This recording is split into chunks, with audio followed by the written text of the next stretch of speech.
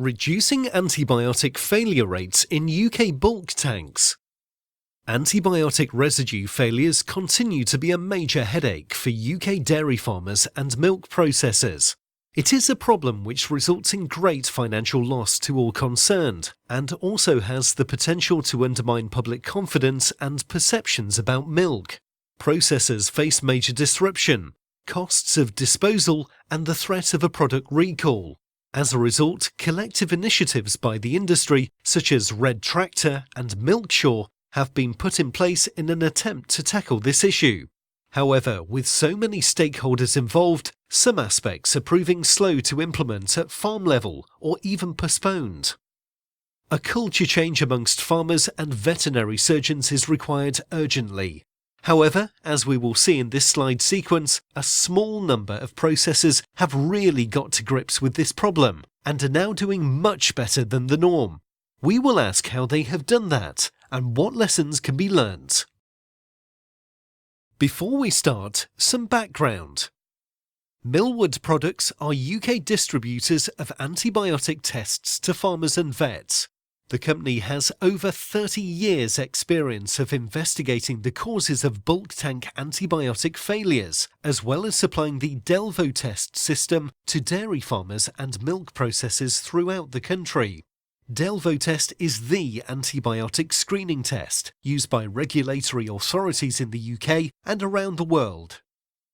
We will briefly examine why the UK has proportionately more antibiotic bulk tank failures than comparable milk-producing nations, and what needs to be done to improve the situation.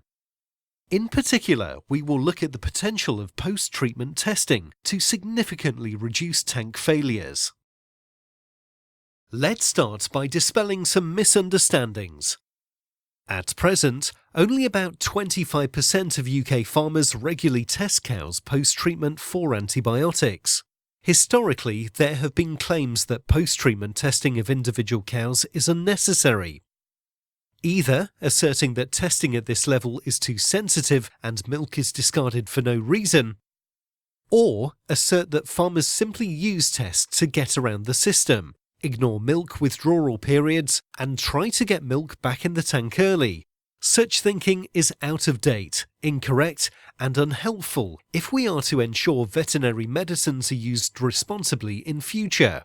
Unfortunately, some of this thinking is even reflected in the current Milkshaw training materials, an otherwise excellent training initiative.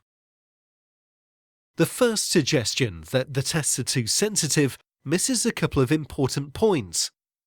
Firstly, when product datasheet dose rates and timings are followed, most tests will be given a negative result.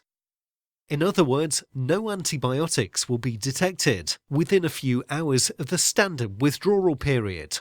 Variations do of course occur, but expert investigation can usually determine why this may be so.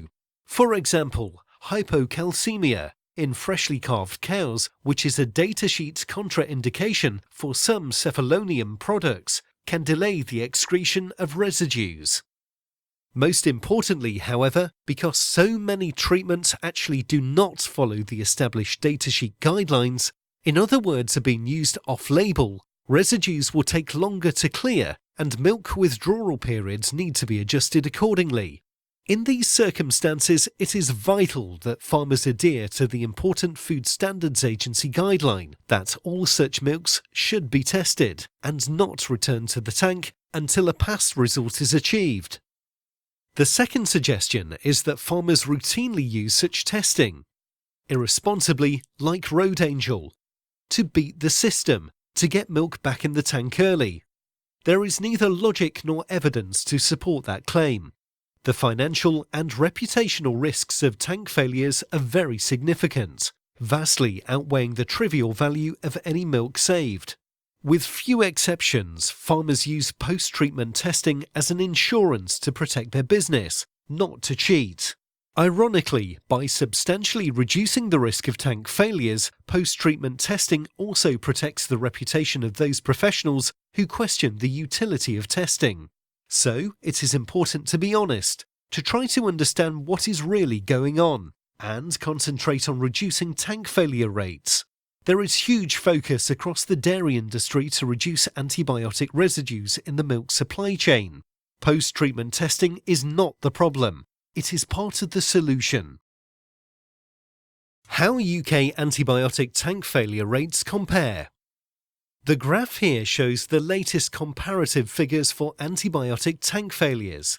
The UK performance is significantly worse than other comparable milk-producing nations, with similar testing regimes.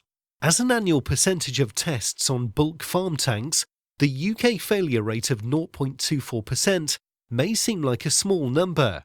However, that actually means that 1 in 7 UK farms are having 1 or more tank failures every year. So why should the UK performance be so much worse than the others? This may be coincidental, but it is noticeable that UK veterinary surgeons do enjoy a greater freedom to prescribe and supply medicines to farmers, in a way not found in the other European countries represented in the graph. Also, UK farmers are then free to administer those medicines, often with little veterinary supervision, leading to high levels of off-label use. Unsurprisingly, a significant number of tank failures are attributable to incorrect medicine use. Veterinarians must ensure farmers are better informed about treatment protocols and, when products are being used off-label, emphasise the 7-day minimum withdrawal period and the need to follow the FSA guideline of post-treatment testing to ensure milk is not returned to the tank too early. Off-label, under cascade rules or not. In a perfect world, there would be no need to exceed datasheet recommendations. However, farmers and vets frequently find it necessary to increase dose rates, duration of treatment, or use a combination of medicines to achieve the desired outcome. Legally, only a veterinary surgeon can decide whether a medicine should be used off-label, under the cascade protocol. In the absence of specific veterinary authorization, such off-label use is technically a breach of the product license and therefore illegal. Several recent surveys confirm that many farmers, 70 to 80%, still have only limited understanding of the term off-label use. When dispensing medicine under cascade rules, vets do have an opportunity to brief the client on the need to observe an extended withdrawal period. Even then, during bulk tank failure investigations, many farmers will claim that this has not happened. In addition, the FSA guideline to test post-treatment cows until a pass result has been achieved is apparently frequently overlooked during veterinary advice to farmers. However, not all off-label use is carried out under the cascade rules. In practice, a high proportion of lactating cow antibiotic treatment is off-label and not specifically authorised by a vet. On most farms, this is the norm, not the exception at present.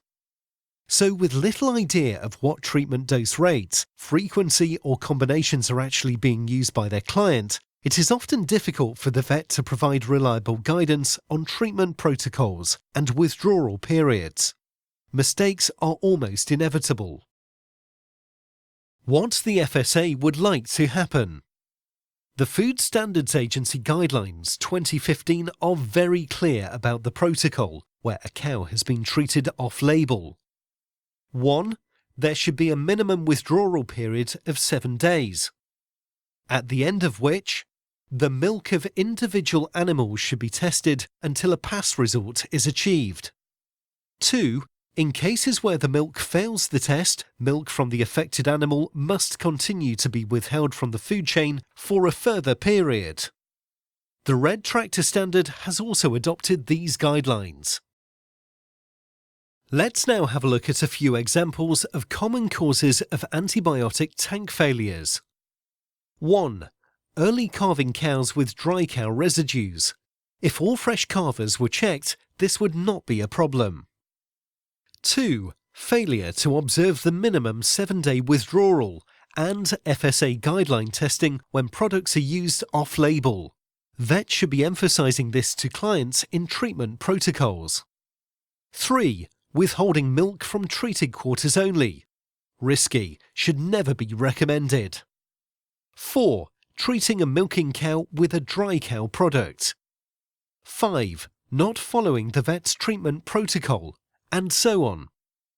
There are many other causes of bulk tank antibiotic failures, but in a high proportion of cases, post-treatment testing of cows before returning their milk to the tank would have prevented the tank failure. The way forward, a path to excellence. In the 18 months ending in March 2019, a small number of UK milk processors achieved a tremendous reduction in bulk tank antibiotic failures.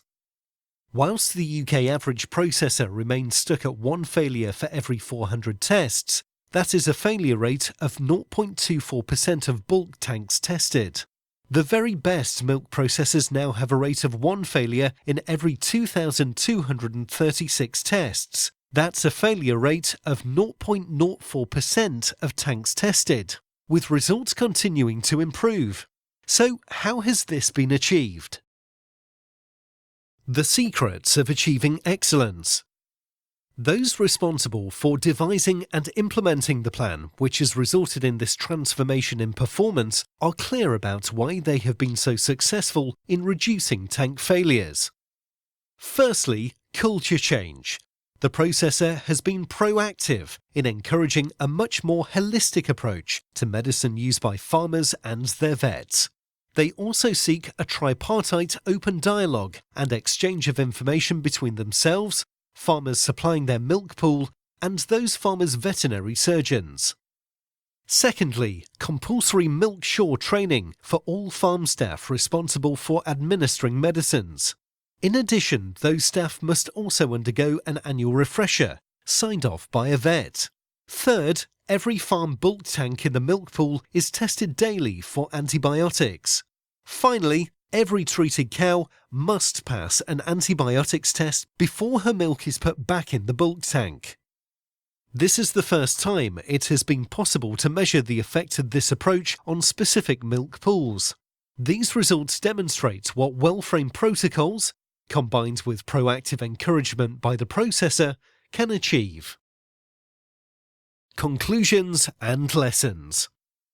Significant financial damage is done wherever there is an antibiotic milk tank failure, with potentially serious consequences to the reputation of the whole dairy industry. As of March 2019, the UK is still performing poorly when tank failure rates are compared to other Western European states, the USA and Canada. However, a small number of UK processors have taken action and are achieving much better results than the rest. Lessons need to be learned. As prescribers and suppliers of medicines, UK veterinary surgeons have a key role to play in ensuring all farm staff responsible for administering medicines are well informed, with appropriate treatment protocols in place and being followed. Post-treatment testing is a requirement following all off-label use under FSA guidelines. Finally, many tank failures would not happen if post-treatment testing was used more widely. This is the approach to milk pool management, which has been adopted by those UK milk processors who are now achieving the lowest tank failure rates. Thank you for watching. If you have any questions or comments about what you have just seen, we would be delighted to hear from you.